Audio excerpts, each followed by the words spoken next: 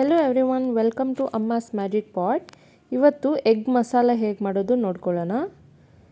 ಅದಕ್ಕೆ ಒಂದು ಬೌಲಲ್ಲಿ ನಾವು 4 ಮೊಟ್ಟೆ ತೊಗೋತಾ ಇದ್ದೀವಿ.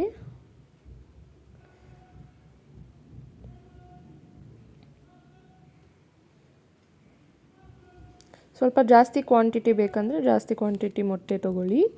ಅದಕ್ಕೆ ಉಪ್ಪು, ಪೆಪ್ಪರ್ ಪೌಡರ್ ಹಾಗೆ ಸ್ವಲ್ಪ ಅರಿಶಿನ ಹಾಕ್ಕೊಂಡು ಚೆನ್ನಾಗಿ ಮಿಕ್ಸ್ ಮಾಡ್ಕೊತಾ ಇದ್ದೀವಿ. ಒಂದು ಪ್ಯಾನಲ್ಲಿ 1 ಸ್ಪೂನ್ ಎಣ್ಣೆ ಹಾಕ್ಕೊಂಡು ಒಂಚೂರು ಸಾಸಿವೆ ಹಾಕ್ಕೊಂಡು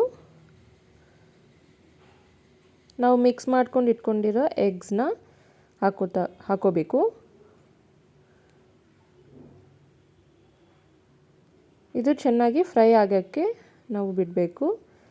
ಒಂದು ಸೈಡ್ ಬೆಂದಾದಮೇಲೆ ಅದನ್ನು ಫ್ಲಿಪ್ ಮಾಡಿ ಎಲ್ಲ ಕಡೆ ಬೇಯೋ ಹಾಗೆ ಮಾಡ್ಕೋಬೇಕು. ಮೊಟ್ಟೆದು ಹಸಿ ವಾಸನೆ ಹೋಗೋ ತನಕ ನಾವು ಫ್ರೈ ಮಾಡ್ಕೋಬೇಕು.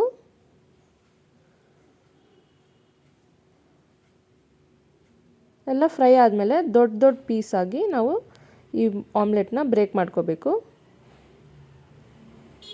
ಅದಾದಮೇಲೆ ಒಂದು ಬಾಣಲಿಗೆ ಎಣ್ಣೆ ಹಾಕ್ಕೊಂಡು 3 ಸ್ಪೂನಷ್ಟು ಬಿರಿಯಾನಿ ಎಲೆ, 1 ಸ್ಟಾರು, 1 ಚಕ್ಕೆ ಹಾಗೂ 3 ಲವಂಗ ಹಾಕ್ಕೊಂಡು ಫ್ರೈ ಮಾಡ್ಕೋಬೇಕು. ಇದ್ರ ಜೊತೆಗೆ ಒಂಚೂರು ಸೌಂಫ್ ಹಾಕೋತಾ ಇದ್ದೀವಿ.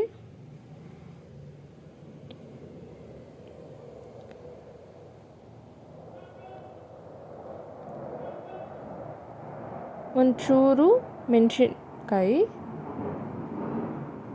ಹಾಗೆ ಕರ್ಬೇವಿನ ಸೊಪ್ಪು, 1 ಚಿಕ್ಕ ಈರುಳ್ಳಿನ ಸಣ್ಣದಾಗಿ ಕಟ್ ಮಾಡ್ಕೊಂಡು ಅದನ್ನು ಹಾಕೋತಾ ಇದ್ದೀವಿ. ಇದನ್ನೆಲ್ಲ ಸ್ವಲ್ಪ ಫ್ರೈ ಮಾಡ್ಕೋಬೇಕು. ಈರುಳ್ಳಿ ಎಲ್ಲ ಸ್ವಲ್ಪ ಫ್ರೈ ಆದಮೇಲೆ ಜಿಂಜರ್ ಗಾರ್ಲಿಕ್ ಪೇಸ್ಟ್ ಹಾಕೋತಾ ಇದ್ದೀವಿ.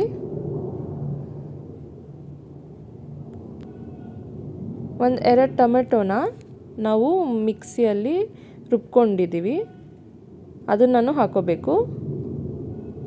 ತುಂಬ ನೀರಾಗಿ ರುಬ್ಕೊಳ್ಳೋದು ಬೇಡ, ಸ್ವಲ್ಪ ತರೆ ಆಗಿ ರುಬ್ಕೊಂಡಿರಬೇಕು.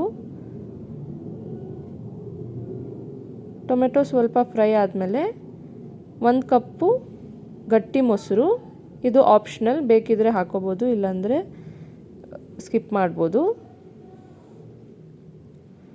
ಇದೆಲ್ಲ ಸ್ವಲ್ಪ ಚೆನ್ನಾಗಿ ಮಿಕ್ಸ್ ಮಾಡ್ಕೋಬೇಕು. ಈಗ 1.5 ಸ್ಪೂನಷ್ಟು ಪೆಪ್ಪರ್ ಪೌಡರ್ ಹಾಕೋಬೇಕು, ಟರ್ಮರಿಕ್ ಪೌಡರ್ ಹಾಗೂ ರುಚಿಗೆ ತಕ್ಕಷ್ಟು ಉಪ್ಪು ಹಾಕೋಬೇಕು. ಇದನ್ನು ಚೆನ್ನಾಗಿ ಮಿಕ್ಸ್ ಮಾಡ್ಕೋಬೇಕು. ಮಸಾಲೆ ಎಲ್ಲ ಫ್ರೈ ಆಗೋವರೆಗೂ ಸ್ವಲ್ಪ ಮುಚ್ಚಿಟ್ಟು ಚೆನ್ನಾಗಿ ಬೇಯೋಕ್ಕೆ ಬಿಡಬೇಕು.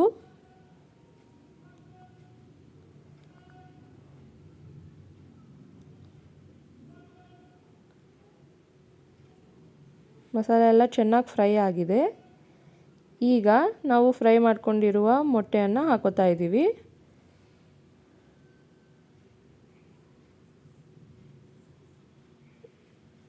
ಇದನ್ನು ಚೆನ್ನಾಗಿ ಗ್ರೇವಿಯಲ್ಲಿ ಮಿಕ್ಸ್ ಮಾಡ್ಕೋಬೇಕು. ಲಾಸ್ಟಲ್ಲಿ ಕೊತ್ತಂಬರಿ ಸೊಪ್ಪನ್ನ ಹಾಕೋತಾ ಇದ್ದೀವಿ. ನಮ್ಮ ಎಗ್ ಮಸಾಲ ರೆಡಿ ಆಗಿದೆ. 1 ನಿಮಿಷ ಬೇಯಕ್ಕೆ ಬಿಡಬೇಕು ಲಾಸ್ಟಲ್ಲಿ. ಈ ಎಗ್ ಮಸಾಲ ನಿಮ್ಗೆ ಇಷ್ಟ ಆಗಿದ್ದರೆ ನಮ್ಮ ಚಾನಲ್ಗೆ ಸಬ್ಸ್ಕ್ರೈಬ್ ಮಾಡಿ, ಹೇಗಿದೆ ಅಂತ ಕಮೆಂಟ್ ಮಾಡಿ. Thank you.